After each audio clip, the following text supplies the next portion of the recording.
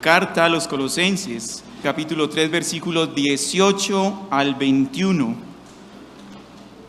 Para contextualizar el mensaje, voy a leer desde el versículo 17. A partir del versículo 17 hasta el 21, leo para ustedes la bendita palabra de Dios. Y todo lo que hacéis, sea de palabra o de hecho, hacedlo todo en el nombre del Señor Jesús, dando gracias a Dios Padre por medio de Él. Casadas, estad sujetas a vuestros maridos como conviene en el Señor. Maridos, amad a vuestras mujeres y no seáis ásperos con ellas. Hijos, obedeced a vuestros padres en todo, porque esto agrada al Señor. Padres, no exasperéis a vuestros hijos, para que no se desalienten. Amén. Nos encontramos en la parte práctica de la carta a los Colosenses, y para haber llegado hasta este punto fue necesario establecer las bases doctrinales relacionadas especialmente con la suficiencia y la plenitud de Cristo en todo y para todo. Y adicional a esto, establecer o recordar la posición que el nuevo hombre tiene en Cristo, como escogido, amado y santo en el Señor. También fue necesario ajustar el lente de la mira espiritual para que este nuevo hombre se enfocara en las cosas de arriba y no en las de la tierra, y de esta forma poder avanzar en su proceso de santificación, siendo responsable y coherente en lo que entiende de Cristo y sobre su posición en Él. El apóstol Pablo lo ilustró con la metáfora del vestir, los vestidos. Uno viejo, un viejo hombre y uno nuevo. El viejo y sus hechos debían ser despojados. El creyente debía despojarse de ese viejo hombre y sus hechos, para luego vestirse con el nuevo. Un nuevo vestir o un nuevo hombre que tiene unas virtudes que lo caracterizan y lo capacitan. Escuchen bien, no solamente lo caracteriza, sino que también lo capacita para cumplir con unos sencillos deberes, como los que veremos a continuación. El apóstol Pablo divide estos deberes más bien a tres grupos relacionales y esenciales dentro de la sociedad: a las relaciones matrimoniales, a las relaciones entre padres e hijos y las relaciones laborales entre amos y siervos. En esta oportunidad nos vamos a concentrar en los dos primeros, los cuales constituyen una de las instituciones más importantes de la historia de la humanidad, la familia. Esto es evidente en todas las santas escrituras. Vemos cómo Dios formó la primera familia, Adán y Eva y sus hijos. Hemos visto en el estudio de Génesis cómo Dios salvó una familia en el diluvio. Adicional a esto, preparó una familia para que su hijo naciera en el seno de ella.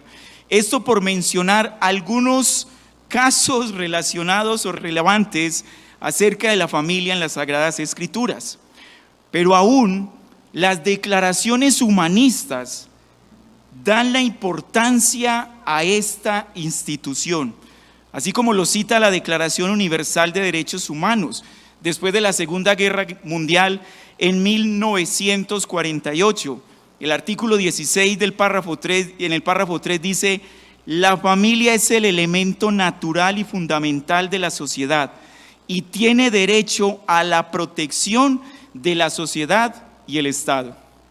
Lo sorprendente de esta declaración es que la realidad actual no concuerda con estas declaraciones, pues es una de las instituciones más atacadas, tanto por la sociedad como por los mismos estados. Lo cierto es que por encima de cualquier otra institución, la familia ha permanecido. Ahora, estos ataques contra la familia no son nuevos. Iniciaron desde el mismo momento en que Dios instituyó tanto el matrimonio y conformó la primera familia. Desde allí en el Edén, Satanás comenzó con sus ataques y hasta este momento no ha dejado de hacerlo. Y aunque las estrategias son diferentes, los argumentos siguen siendo los mismos. Se esperaría entonces que para defender la familia y resistir a estos ataques debería existir una muy compleja forma de defensa, llena de conjuros y ritos o algo así especial. Pero la realidad es que Dios ha dado el arma más poderosa para cada uno de los miembros de la familia para que resistan y combatan estos ataques. El arma es la obediencia. Obedecer, creerle a Dios para obedecer lo que Dios dice. Es así de sencillo. Sencillo, mas no simple. Esto es lo que lleva entonces, la obediencia llevará entonces a recibir la bendición de parte de Dios. Porque hermanos, no se nos olvide que Dios bendice la obediencia.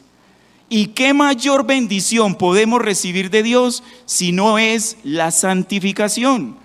Pues recordemos que Él dice en su palabra que su voluntad es nuestra santificación. Él está plenamente comprometido no solamente en salvarnos, sino también en santificarnos. La obediencia entonces contribuye a recibir esa bendición de la santificación de parte de Dios. En estos 4 versículos veremos cómo el cumplimiento de sencillos deberes particulares ayudan en la santificación y el fortalecimiento de la familia para el agrado y la gloria del Señor Jesucristo. Ese es el tema. El cumplimiento de estos sencillos deberes de manera particular ayudan a santificar y a fortalecer la familia para el agrado y la gloria de nuestro Señor Jesucristo. El título que le he dado a la enseñanza en esta mañana es Deberes prácticos y sencillos que santifican a la familia. El bosquejo fácilmente lo vemos allí en cada uno de los versículos. Deberes a las casadas, deberes de los maridos, deberes de los hijos, deberes de los padres. Para poder avanzar no podemos olvidar el versículo 17. Y todo lo que hacéis, sea de palabra o de hecho, hacedlo todo en el nombre del Señor Jesús, dando gracias a Dios Padre por medio de Él. Este versículo condiciona cada uno de estos deberes y los siguientes entre siervos y amos que veremos la próxima semana. Por eso, mis hermanos, escúchenme bien, cuando estemos avanzando en cada uno de estos deberes, reflexionemos en la dirección correcta. Reflexionemos al interior de cada uno y no al interior del vecino.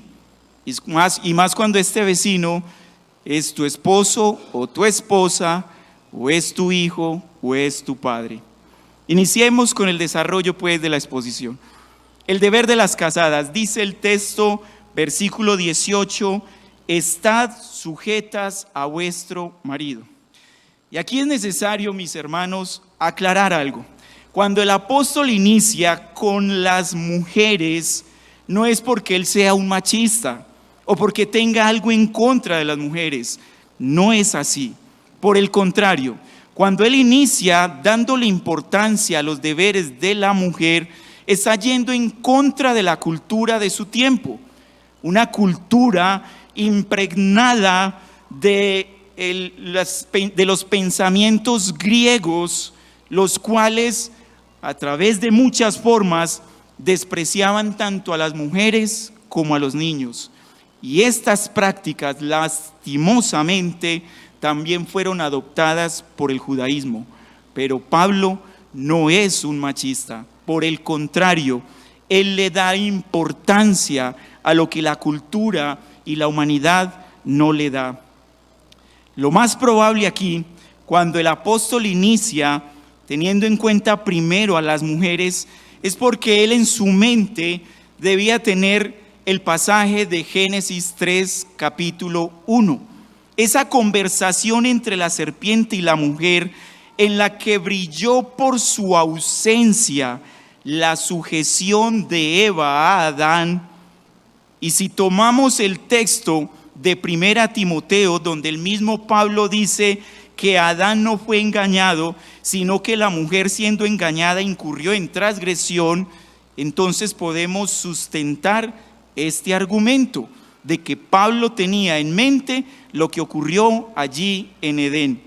Si vemos este mandato, mis hermanos, especialmente mis hermanas, si vemos este mandato de casadas, estar sujetas a vuestros maridos, acompañada con el recuerdo de lo que sucedió allá en Edén, y recordemos el versículo 1 del capítulo 3, pero la serpiente era astuta más que todos los animales del campo que Jehová Dios había hecho, la cual dijo a la mujer: con que Dios os ha dicho, no comáis de todo árbol del huerto. Si recordamos ese pasaje y lo unimos a este mandato de estar sujeta, podemos entonces evitar las tantas malas interpretaciones que se han dado en nuestros tiempos acerca de la sujeción. Al relacionarlo con Génesis 3, 1 en adelante, vamos a encontrar que este mandato que Pablo nos da aquí en la carta a los Colosenses es una seria advertencia de la debilidad que todas las esposas tienen para sujetarse a sus maridos. Hagamos un ejercicio. Preguntémosle a Génesis capítulo 3, ¿qué debía haber hecho Eva cuando la serpiente, como dice el texto, que era más astuta, que era muy astuta, entabló esa conversación con ella? ¿Qué es lo que ella debería haber hecho? Respuesta: no propiciar el desarrollo de esta conversación, y menos sin estar sujeta o sin estar en la presencia de aquel el cual Dios le puso como guía, como supervisor, como líder para liderarla en todo. A Eva le faltó el reconocimiento de la autoridad en Adán, y por eso simplemente entabló esa conversación. Hermanos, observen que en el Génesis 3:1 y en el resto de los versículos, a Eva no le faltó teología. Eva tenía la teología muy clara, pero le faltó lo más importante: sujeción a la autoridad. Sujeción a la autoridad que Dios le había dado. Mis hermanas, estar sujetas es simplemente reconocer la autoridad que Dios te dio, y que cuando tú aceptaste los compromisos matrimoniales, aceptaste esa autoridad. Sujeción es seguir a esa autoridad y dejarse guiar por él. Sujeción no es suprimir tus dones ni tus talentos, sino ponerlos al servicio de tu esposo como ayuda idónea que eres, para que él asuma el rol de autoridad que Dios le dio.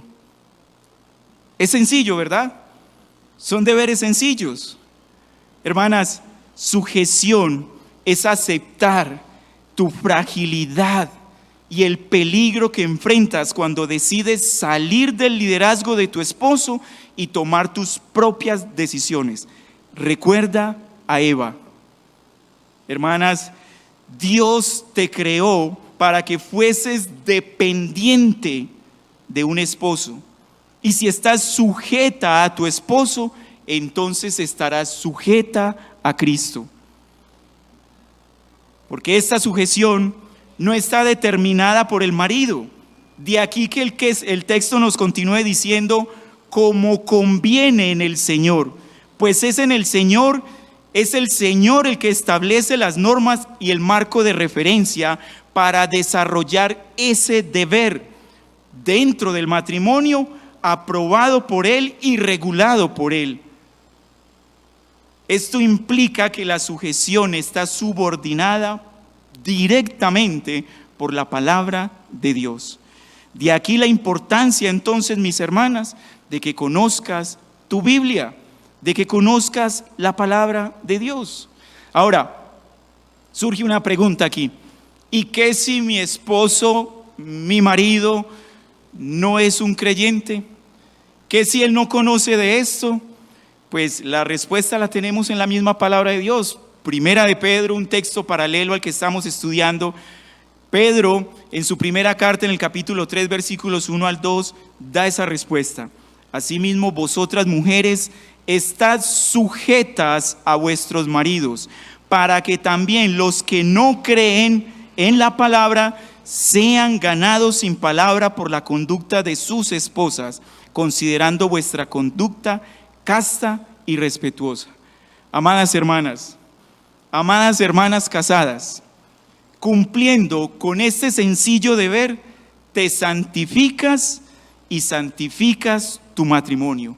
Pero lo más importante es que le das la gloria a Dios. Dejemos a un lado a las hermanas. Vamos para los maridos. Ya las esposas saben cuál es su deber y saben cuál es el peligro de no cumplirlo. Ahora vamos con los maridos, esposos. Tienen realmente dos deberes sencillos: amad a vuestras mujeres y no ser ásperos con ellas. Sencillo, ¿verdad? Un doble deber para los que estamos casados. El primero de ellos, este de amar, no está enfocado en el aspecto sentimental y romántico, aunque eso también es necesario en la relación.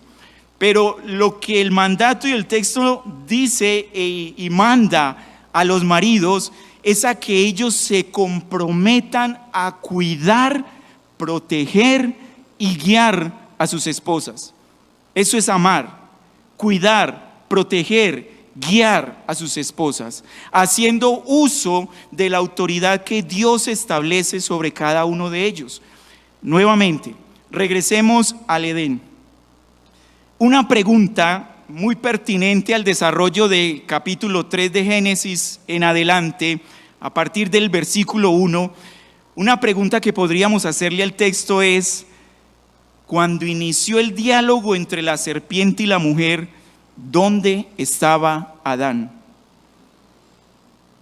Pues no lo vemos sino hasta el versículo 6, cuando el diálogo ya se había desarrollado y cuando la mujer fue engañada.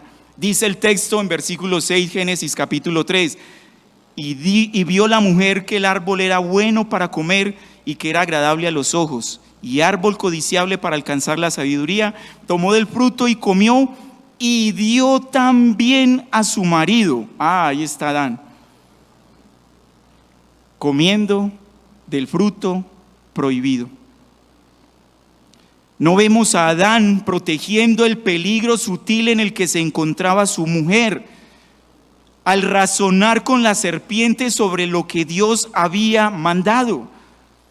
Y aquí hay un punto muy importante, mis hermanos, con esto, y es que la principal forma de amar a las esposas es instruyéndolas correctamente en la palabra de Dios y cuidándolas de las conclusiones erradas a las que puedan ellas llegar.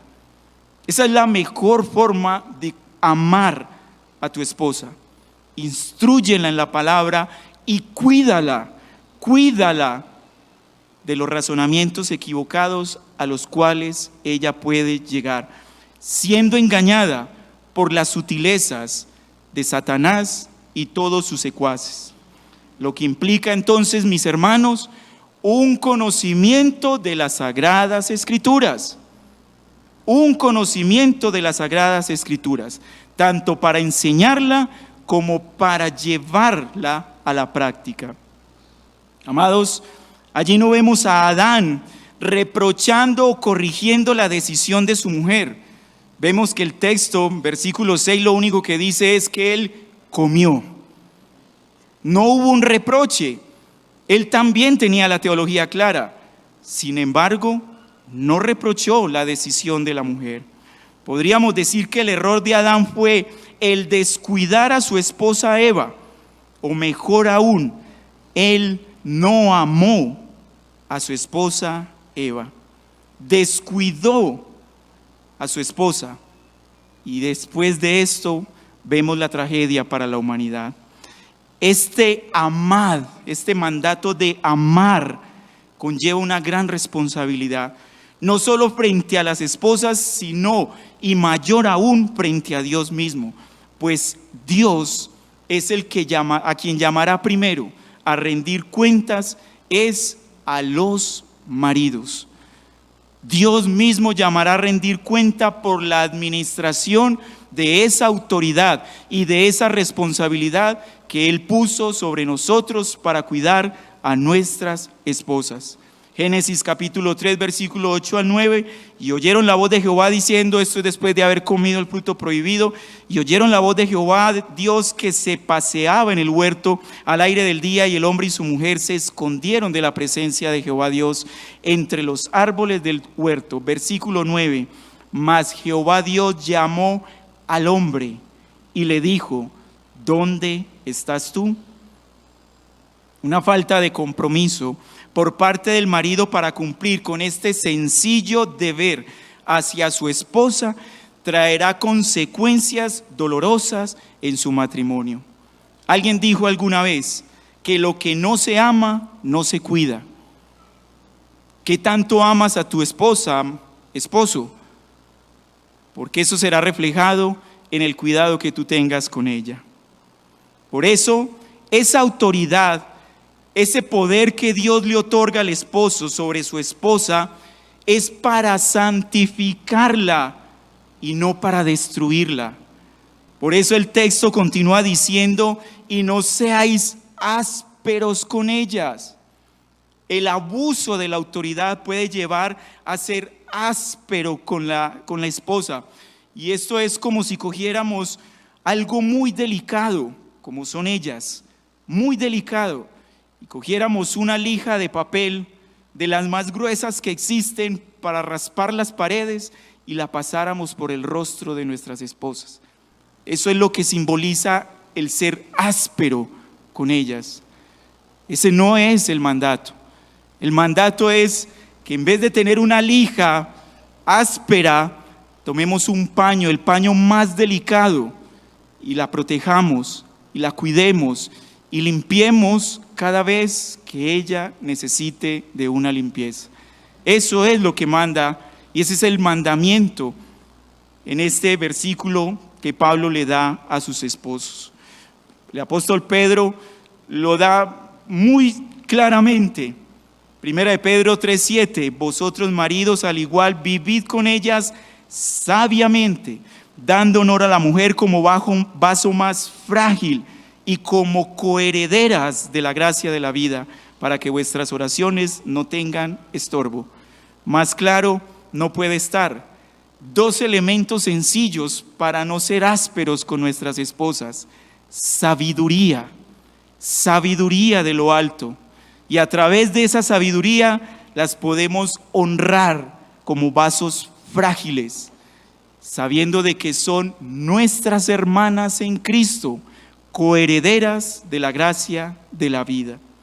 Hermanos casados, cumpliendo con estos sencillos deberes prácticos, te santificas tu matrimonio y glorificas a Dios. Aunque el texto no lo expresa, considero que cuando estos dos deberes, el de las esposas sujetándose a sus esposos, los esposos amando a sus esposas de una manera sutil, cuando estos dos mandatos se cumplen, los otros dos que continúan van a tener un desarrollo un poco más sencillo. Son la consecuencia del cumplir los dos anteriores. Hijos, Los deberes de los hijos: obedeced a vuestros padres en todo. Este es el más sencillo de todos, ¿verdad, hijos? ¿Verdad, padres, que este es el más sencillo? Obedeced a vuestros padres en todo. Hermanos, debemos tener presente de que nuestros hijos no nacieron siendo creyentes. Por naturaleza son desobedientes. Esa es su naturaleza. Su instinto natural, por decirlo de alguna manera, es la desobediencia.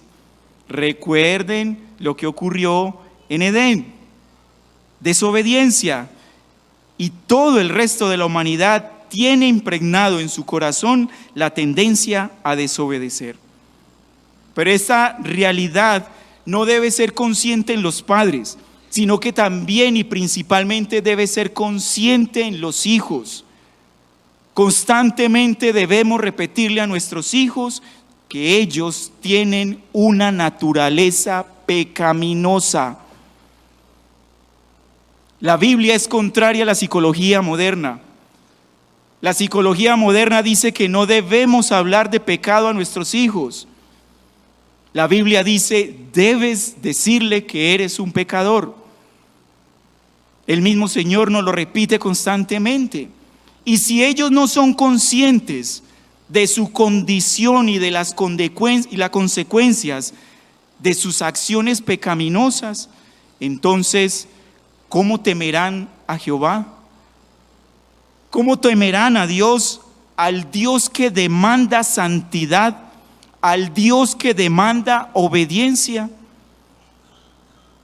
Tanto los padres como los hijos debemos ser conscientes de que nuestros hijos por naturaleza son desobedientes. Y por eso el mandato: obedeced a vuestros padres. Y ese obedeced viene sujeto, viene unido a una promesa que Dios mismo da en su palabra. Efesios capítulo 6 versículos 2 al 3 dice: honra a tu padre y a tu madre. Está tomando el mandamiento de Éxodo capítulo 20 versículo 12, el mandamiento de honrar a tu padre y a tu madre, que es el primer mandamiento con promesa. Amados, no sé si ustedes han notado algo, pero Dios es bueno en gran manera. Él no solamente, Él nos da el mandato, pero nos recompensa por cumplir el mandato. Él no está en la obligación de eso. Nosotros estamos obligados a cumplir y a obedecer porque Él es Dios. Pero sin embargo, Él promete bendición. Y este mandato, hijos míos, hijos de la iglesia, la gracia de Dios, tengan presente, conlleva una bendición. Y miren la bendición: para que te vaya bien y sea larga vida sobre la tierra, y tengas larga vida sobre la tierra. Hay una promesa allí y Dios cumple sus promesas. La mejor forma de honrar a tus padres, hijos, es por medio de la obediencia. Así como nosotros honramos a nuestro Padre cuando obedecemos, la mejor forma de honrar a tus padres terrenales es a través de la obediencia. No son las cosas materiales que tú le puedas dar. Es más, cuidémonos de que esas cosas materiales que los hijos dan a sus padres no esté ocultando una desobediencia. Más bien, que las cosas materiales resalten la obediencia de los hijos a sus padres. Cuando los hijos obedecen, nosotros como padres sentimos un gran gozo, y esto puede motivar también a nuestros hijos. Sin embargo, la motivación más grande que nuestros hijos pueden tener para obedecer es Dios mismo.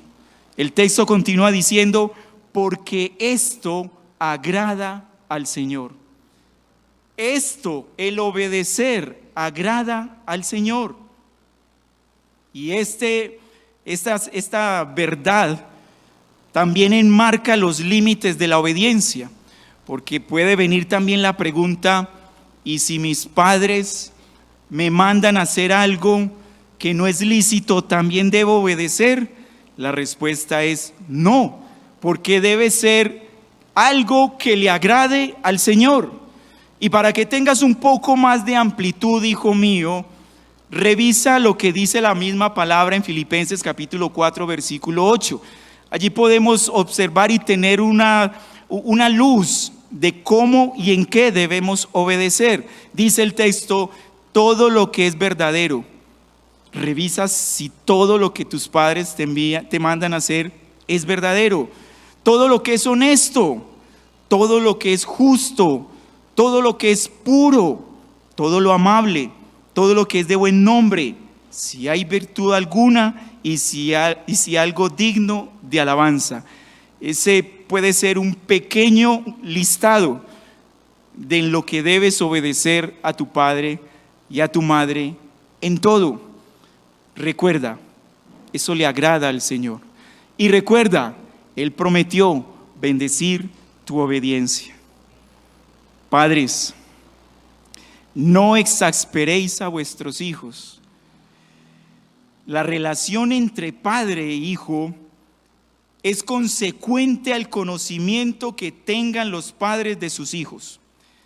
Estamos en un texto cuyo contexto, valga la redundancia, el contexto cultural en el que se escribe la carta, y especialmente entre los judíos, los padres no tenían una relación muy cercana con sus hijos, especialmente los padres varones, quienes se ocupaban más de la crianza y la corrección y la disciplina y otro tipo de interacciones con sus hijos eran las madres. Los padres estaban un poco ausentes de eso. Y es por eso de que cuando ellos ejercían su autoridad hacia sus hijos, lo hacían de manera áspera, de manera fuerte, tirana, de tal manera de que sus hijos se airaban. Incluso esa acción piadosa, santa de corregir al hijo se podía convertir en una piedra de tropiezo y en una forma de que sus hijos pecaran a través de la ira y de la falta de honra hacia sus padres. Por eso Pablo les dice, no exasperéis a vuestros hijos, no hagáis enojar a tus hijos, no los hagas irritar cuando los estás instruyendo y disciplinando. Porque padres, el deber hacia nuestros hijos no es simplemente el aplicar la disciplina. La disciplina es necesaria, pero la disciplina viene luego de una instrucción, de instruir, de educar a nuestros hijos. Y si luego de una instrucción correcta, luego de una educación correcta, los hijos no obedecen, viene la corrección. Si vemos a nuestros hijos pecando ante algo que nosotros mismos les dimos la instrucción de no hacerlo, entonces viene la disciplina. La disciplina no es válida cuando no hay una correcta instrucción o una correcta educación. Por el contrario, puede llevar, como dice el mismo texto, a que nuestros hijos se desanimen, que ellos se desanimen en el caminar. Para esto, hermanos, para la disciplina, para la instrucción y la educación de nuestros hijos, se necesita mucha sabiduría. Recuerden, esa relación entre padre, y estoy hablando especialmente a los varones, esa relación entre padre e hijo se afianza, se desarrolla de mejor forma cuando conocemos a nuestros hijos, cuando compartimos con ellos, cuando entendemos sus frustraciones, cuando entendemos sus necesidades, cuando entendemos el pecado que hay en ellos. De esa manera podemos entonces saber dónde hay que reforzar en la instrucción y dónde hay que corregir. Y cuando corregimos, lo debemos hacer con amor, con la única intención de restaurar o ayudar a nuestros hijos, no de destruirlos. Porque el mayor ejemplo que tenemos en la corrección es nuestro mismo Señor y Salvador, nuestro Señor Jesucristo, quien instruye y corrige con amor. El mismo Dios Padre, que dice en su palabra que el que Él ha tomado como hijo, lo va a disciplinar. Así que la disciplina no es mala, la disciplina es buena, pero cuando se aplica con el propósito de restaurar y de frenar el pecado que hay en nuestros hijos. Ese es nuestro deber como padres.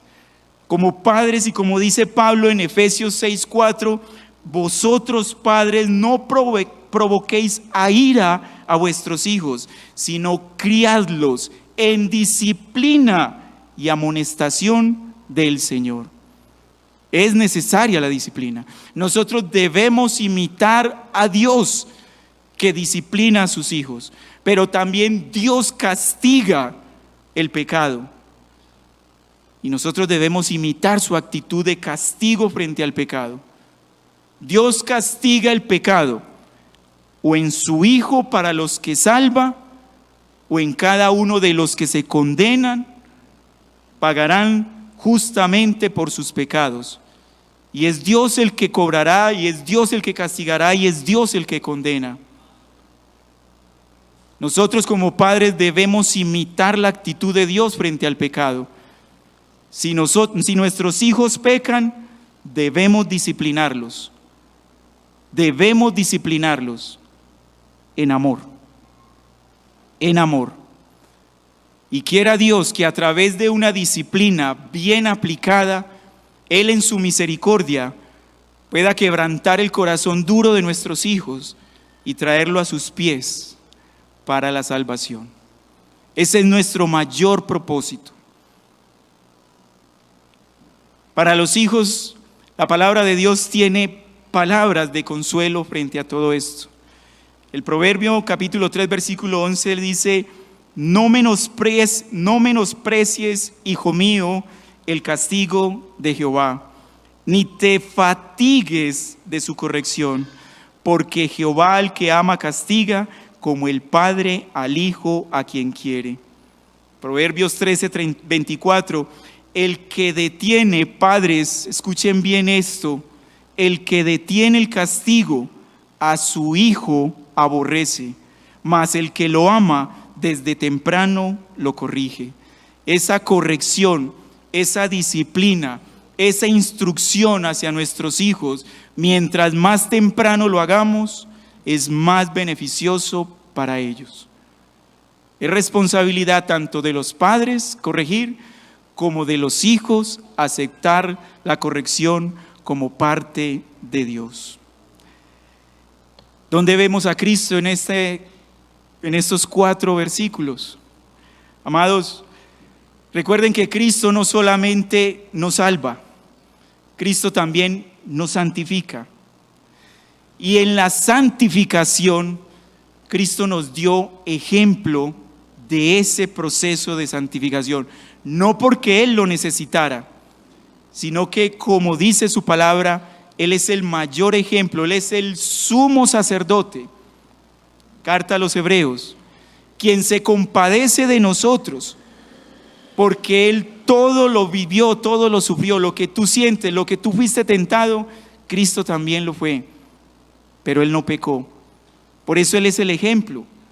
Esposas, Cristo se sometió al Padre en todo, y no porque Él fuera inferior al Padre, sino porque su propósito siempre fue glorificar al Padre. Y Él sabía que al someterse al Padre, más gloria iba a recibir su Padre. Así que no te dé ni vergüenza, ni te sientas inferior porque te sometes a tu esposo. Cristo da ejemplo de sometimiento. Cristo nos dio el mayor ejemplo de amor. Él se entregó y murió en una cruz para rescatar a su esposa. Y Él la cuida y la guía y la santifica hasta este momento. Esposos, nuestro mayor ejemplo es Cristo mismo. Y Él nos dice que nos esforcemos y seamos valientes, y que Él estará con nosotros hasta el fin de los tiempos. ¿Qué nos detiene a cumplir con nuestros deberes? Hijos, Jesús obedeció a sus padres terrenales en todo, porque si Él hubiera desobedecido, entonces hubiera pecado. Y Cristo no pecó. En todo obedeció a sus padres terrenales, pero mayor aún obedeció en todo a su Padre. ¿Y sabes cómo fue su obediencia? Una obediencia que lo llevó a la cruz. Filipenses 2:8. Y estando en condición de hombre, se humilló a sí mismo, haciéndose obediente hasta la muerte, y muerte de cruz. Es el ejemplo para nuestra obediencia, para la obediencia tuya. Como maestro, con paciencia instruyó y corrigió a sus discípulos con sabiduría y con mucho amor. Y Él aún lo sigue haciendo por medio de su Espíritu Santo, el Consolador, quien nos enseña todas las cosas. Cristo, por su muerte en la cruz, nos otorga perdón. Pero Cristo, por su vida perfecta en esta tierra, nos otorga justificación. Su obediencia pasiva nos perdona. Su obediencia activa nos justifica. ¿Podremos tener entonces mayor ejemplo del cumplimiento de los deberes fuera de Cristo? No lo hay. Y si Él lo manda en su palabra es porque sabe que podemos cumplirlo. Mis amados hermanos, el apóstol aquí está haciendo un llamado de atención a estos sencillos pero prácticos deberes en cada uno de los miembros de la familia. Pero observemos algo en el texto. Él no hace énfasis en los derechos. Él hace énfasis en los deberes. Esto es contrario a lo que vemos hoy día. Derechos, derechos, derechos. Exigimos nuestros derechos. ¿Y cuándo nos preocupamos de nuestros deberes? Primero debemos cumplir con nuestros deberes. Y sabes algo, cuando tú cumples con tu deber, estás cumpliendo con el derecho del prójimo. Enfócate en tus deberes y así se cumplirán los derechos, que si somos honestos no tendríamos ninguno, o bueno, sí uno, el derecho a la condenación eterna. El resto es por pura gracia y por pura misericordia. Enfoquémonos en nuestros deberes y Dios bendecirá la obediencia allí. Es imposible no hablar de las ideologías progresistas de nuestros tiempos, pues en estos momentos, mis hermanos, el arma más agresiva utilizada por Satanás y sus secuaces para atacar y destruir las familias son estas ideologías progresistas. El aborto, la homosexualidad y toda la cantidad de aberraciones que estamos viendo ahorita a través de las leyes aprobadas en los gobiernos van en contra de la familia, pero mayor aún en contra de los decretos santos de Dios, de la institución más sagrada por parte de Dios, como es el matrimonio y las familias. Hermanos, hay que tener cuidado. Recuerden lo que les dije al principio. Las estrategias de Satanás han cambiado, pero el argumento es el mismo. A las esposas le dicen, no te sometas. Satanás le dijo a Eva, no te sometas.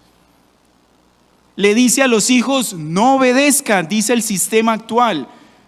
Los hijos ahora aborrecen, odian el gobierno de los padres, las autoridades, no quieren obedecer. Le dice a los varones, este sistema actual le dice a los varones: tú no eres un líder. Las imágenes que vemos en internet de los supuestos varones son frágiles, débiles, parecen una caricatura.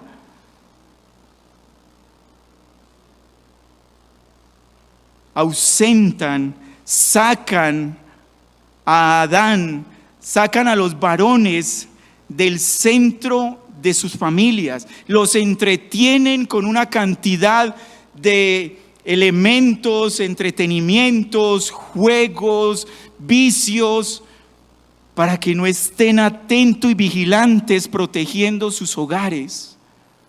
Eso es lo que está haciendo el sistema actual. Eso es lo que hace estas ideologías progresistas de nuestra actualidad. Le dice a la humanidad entera: no tienes que cumplir tus deberes, solamente exige tus derechos. Le dice a la humanidad: no tienes identidad, ideología de género, escoge el género que quieras. Tu identidad la defines tú mismo. No, amados, la identidad nos la dio Dios. Varón y hembra nos creó. No podemos dejarnos seguir engañando de las artimañas de Satanás. Esto no es ninguna institución humana. Esto es Satanás mismo, la misma serpiente de la antigüedad es la que está ahora operando. Y el arma para resistir y para protegernos es la misma: obedecer la palabra de Dios. Amigo, tú no puedes cumplir estos deberes de los cuales hablamos hoy. Es más, tu preocupación no debe ser en cumplir estos deberes, porque el cumplir estos deberes no te justifican ante Dios. Tu preocupación mayor hoy es preguntarte: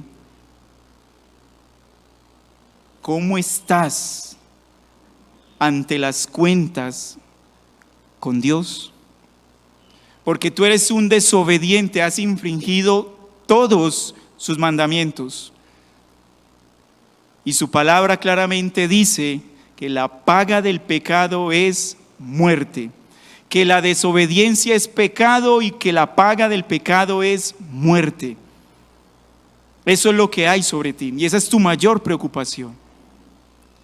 Por eso la invitación en esta mañana, mi querido amigo, es a que te arrepientas de todos tus pecados y que busques en Cristo, quien obedeció perfectamente para la justificación de los elegidos. Y si tú crees en Él y crees que su obra activa y pasiva es otorgada a ti por gracia y por fe, entonces serás salvo, salvo de la ira de Dios. Amados amigos, muchas familias han sido destruidas, muchas familias serán destruidas, pero hay una familia que prevalece y prevalecerá por toda la eternidad, y es la familia de Dios. Él mismo en su palabra prometió que las puertas del Hades no prevalecerán sobre ella. La iglesia, la familia de Dios, eternamente estará por siempre. No solo porque Él lo prometió, sino porque Él protege a su familia, Él cuida a su familia y Él guía a su familia hasta que lleguemos a nuestra casa celestial, al lado de Él. Nosotros, como creyentes, como cristianos, debemos entonces, teniendo esa promesa aferrada a nuestro corazón, debemos esforzarnos por cumplir nuestros deberes para que la iglesia, la familia de Dios, sea santificada y todos podamos darle la gloria al único que se la merece, a nuestro grandioso Salvador, nuestro Señor Jesucristo. Oremos. Padre Celestial, te agradecemos por tu palabra.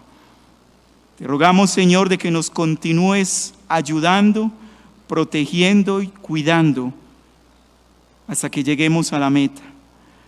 Señor, danos todo lo que necesitamos para santificarnos y cumplir con nuestros deberes, como esposos, como esposas, como hijos.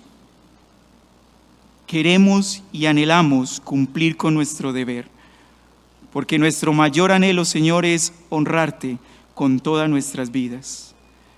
Ayúdanos, Señor, porque somos débiles y frágiles, y muchas veces nos distraemos con las cosas de este mundo.